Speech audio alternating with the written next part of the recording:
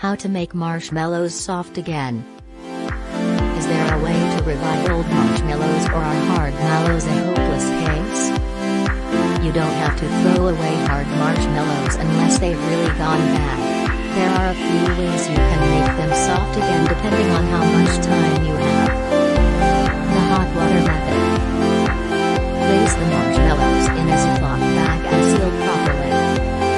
Fill a bowl with hot water and place the bag of mallows in for about a minute. Wipe the bag dry and put it back on your cupboard until you use the mallows again. The bread method. Take a slice of moist bread or two and place them inside a concealable bag along with the marshmallows. This should make the mallows soft again.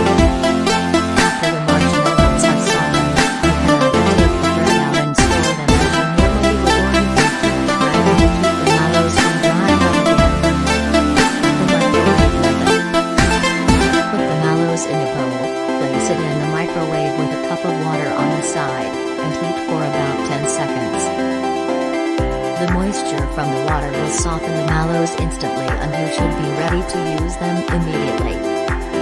The freezer method. Last but not the least, you can simply throw in the bag of